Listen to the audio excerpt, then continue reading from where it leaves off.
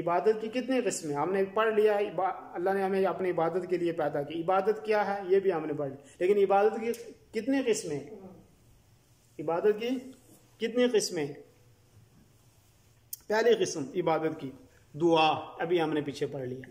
دوسری قسم اللہ کا خوف اور ڈر. ایک تو خوف ہوتا ہے حکومت سے، باپ سے، والدہ سے، استاد سے، یہ طبعی خوف ہے، یہ طبعی خوف ہے، اس کا کوئی مشکل نہیں. یا کوئی بزرگ کے مثال کے طور پہ کہ میرے پاس ایسا جادو ہے 1 منٹ میں تمہاری جان نکال لوں گا، تو آپ ڈر جاؤ جی میری جان نکل جائے گی. بہت سارے ہمارے ہاں کہتے ہیں، کتنی دفعہ کہتے ہیں، ٹھیک ہے نہیں. تو جانور مانگ لیتے ہیں، کوئی اچھا جانور ہے یہ جانور دے دو، یہ گائے دے دو، یہ بکری ہمیں دے دو، نہیں دو گے تو یہ ختم ہو جائے گی. تو یہ ہم ڈر جائیں کہ واقعہ ختم ہو جائے گی، اگرچہ ختم ہو بھی جائے، ٹھیک ہے نہیں، لیکن ہم کیا ڈر جائیں کہ یہ ختم ہو جائے گی. تو یہ کیا ہے؟ یہ آپ نے اللہ کی عبادت میں کسی دوسرے کو ٹھہرایا ہے، کیونکہ اللہ تعالیٰ کہتا ہے وَخَافُونِی، مجھ سے ڈرو آپ، اور کسی سے نہیں ڈرو.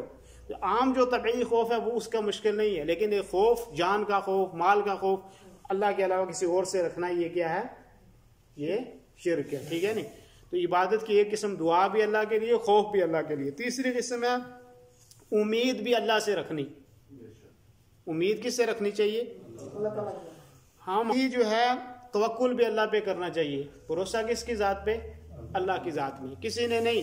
ہمارے ہاں بہت سارے بزرگ ہیں، وہ کوئی کس کے پاس گیا، بس یہ آپ نے جو بول دیا وہی ہوگا. پیر یا ولی بزرگ نے کیا دیتے ہیں، یہ میرے اوپر چھوڑ دو. تو ہم نے بھروسہ کر لیا جی پیر صاحب نے جو کیا دیا وہی ہوگا بس. تو یہ توکل کیا ہوگا؟ الشرک کو. کیونکہ آپ نے عبادت کی ایک قسم جو اللہ کے لیے تھی وہ کس کے لیے کر دی؟ اللہ کے مخلوق کے لیے. سمجھ میں آئی بات؟ اچھا جی. اسی طریقے سے جو ہے قربانی، قربانی کس کے لیے کرنی ہے؟ اللہ کے لیے. کوئی آدمی کہے جی میں فلاں بزرگ کے لیے، قبر کے لیے یا فلاں آدمی کے لیے قربانی کروں گا، تو جائز ہو جائے گی؟ نہیں، اللہ کے لیے. جیسے ابھی قرآن کی آیت نظر و نیاز، میں نے کوئی نیاز مان لی جی، وہ کس کے لیے ماننی ہے؟ اللہ کے لیے ماننی ہے. نظر ماننی ہے، نظر یعنی منت ماننی ہے، وہ بھی اللہ کے لیے. نیاز دینی ہے، کوئی چیز کسی کو دینی ہے، وہ بھی کس کے لیے؟ اللہ کے لیے. اس میں کوئی دوسرا شریک نہیں ہونا چاہیے.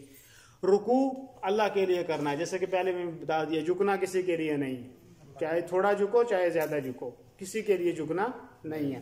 سجدہ صرف اللہ کی ذات کے لیے، کسی کے لیے نہیں. کوئی نبی صلی اللہ علیہ وسلم کے لیے بھی سجدہ نہیں، کسی کے لیے سجدہ. دنیا میں بڑے سے بڑا، چھوٹے سے چھوٹا کسی آدمی کے لیے سجدہ نہیں. نہ عزت والا سجدہ ہے، نہ فرض سجدہ ہے. کچھ لوگ کہتے ہیں جی ہم نے نفلی سجدہ کیا. میں نے اپنی آنکھوں سے دیکھا، میں مسجد نبی صلی اللہ علیہ وسلم میں جب کام کرتا تھا وہاں پہ متووں کے ساتھ، تو میں نے عورتوں کو، مردوں کو دیکھا سجدہ کرتے ہوئے اللہ کے رسول صلی اللہ علیہ وسلم کی قبر کو. کہتے ہیں جی یہ کوئی فرض سجدہ نہیں ہے. کیا کہتے ہیں؟ سجدہ فرض یا نفل کوئی بھی سجدہ ہو یہ اللہ کے لیے. یہ ہر مسلک کیا اس کے پر اتفاق ہے. کسی کوئی حنفی، کوئی شافی، کوئی مالفی، دیوبندی، بریلوی، اہل حدیث سب کہتے ہیں سجدہ اللہ کے لیے. کسی ولی، بزرگ، پور، قبر کسی کے لیے نہیں. نبی صلی اللہ علیہ وسلم کے لیے نہیں تو اور کسی کے لیے کیا ہو سکتا ہے؟ تو سجدہ کس کو کرنا ہے؟ اللہ کی ذات کو کرنا ہے سجدہ، اور کسی کو سجدہ نہیں کرنا. ٹھیک ہے نہیں. طواف صرف اللہ کے لیے ہے، اللہ کے گھر کے لیے، اللہ کا کے لیے ہے، اور اللہ کے گھر کے ارد گرد کرنا ہے. خانہ کعبہ کے لیے نہیں کرنا. طواف کرنا کس کے لیے ہے؟ اللہ کے لیے کرنا ہے. لیکن کرنے کے لیے اللہ نے کہا کہ ادھر کرنا ہے بس، لیکن ہم کعبہ کے لیے نہیں کرتے ہیں. ٹھیک ہے جی. اسی طریقے سے جو ہے کیا کہتے ہیں اس کو، طواف کسی کے لیے نہیں، نہ کسی ولی کی قبر کے لیے، نہ بزرگ کی قبر کے لیے. اسی طریقے سے قسم اللہ کے لیے کھانی، یہ عبادت کی قسمیں بتا رہا ہوں. قسم کس کے لیے کھانی ہے؟ اللہ کے لیے. کسی نہ بہن کے لیے، نہ بھائی کے لیے، نہ والدہ کے لیے، نہ کسی نبی کے لیے، نہ شہید کے لیے، نہ کسی اور کے لیے. کس کے لیے قسم کھانی ہے؟ اللہ کے لیے قسم کھانی. ایسے ہی اطاعت و فرمانبرداری کس کی کرنی ہے؟ اللہ تعالیٰ اور اس کے رسول صلی اللہ علیہ وسلم کی. تو یہ چیزیں ہو گئیں کہ عبادت کی کتنی قسمیں.